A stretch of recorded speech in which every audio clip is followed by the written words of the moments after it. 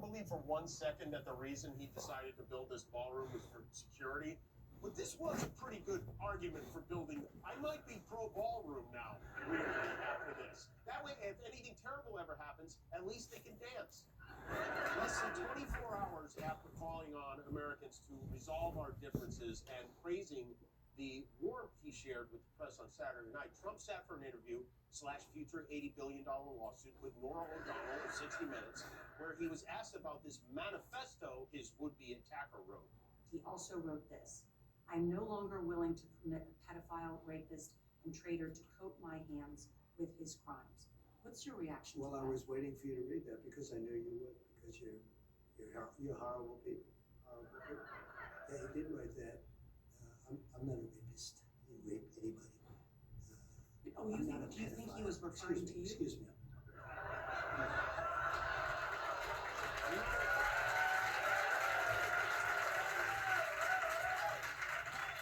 General rule of thumb, you know an interview isn't going great when you have to say, I'm not a rapist and I'm not a pedophile.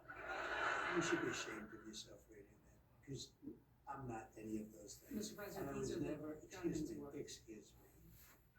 You shouldn't be reading that on 60 Minutes. You're a disgrace. But go ahead, let's finish the interview. The other thing that he wrote in the I guess the honeymoon with the press didn't last. It was fun for 11 hours, but today the President and First Lady welcomed King Charles and Queen Camilla, who arrived at the White House for what is scheduled to be a 4-day visit to the United States. Despite the obvious security concerns, the King decided to go ahead with the trip. He said he'd be damned if he lets anything stand in the way of him finally getting his hands on one of those Doritos Locos Tacos from Taco Bell. And we're very hospitable. We wanted to make sure the King's visit was fun, so we went out onto Hollywood Boulevard to get opinions from folks on the street about some things Charles did while he was here, even though he hadn't arrived yet, and we made all the things up for a special King Charles edition of Live Witness News.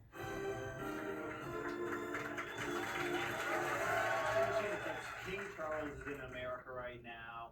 Yeah, I've seen some stuff. Oh yeah, that he's here on something about like on Instagram that his like wife is what's it called? She's like some celebrity or something, and he's coming over here to Hollywood. She's a Kardashian. Yeah.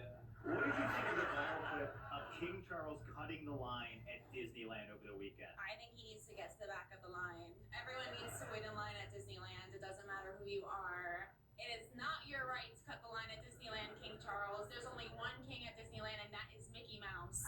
Well, what did you think when King Charles gave Donald Trump the first ever Buckingham Peace Prize? Well, that was bullshit. Was there something you said to the TV? Yeah, like what the this corrupt ass is just a whole clown. I don't like to say it, no matter who is offended. I'm not trying to offend you, I'm giving you my opinion. What did you think of the pictures of King Charles on Venice Beach shirtless? Did you think the king would have so many back tattoos? When I think of King Charles with the tattoos, I never thought he wouldn't even have a tattoo. I don't even have a tattoo myself. Here's one with meaning. It's Calvin peeing on the 13 original colonies. Is that cool for a king to have? No, that definitely is not cool to have that tattoo, especially a king of England. Yeah. It's, it's very immature. The king of England is a...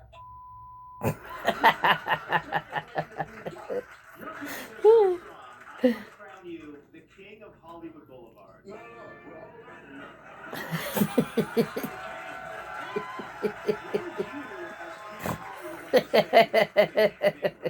Get the out this country.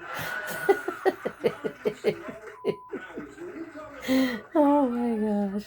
You take your shoes off these monkeys that you around here. I'm not going to respect your life and put common sense in your head. Oh my god.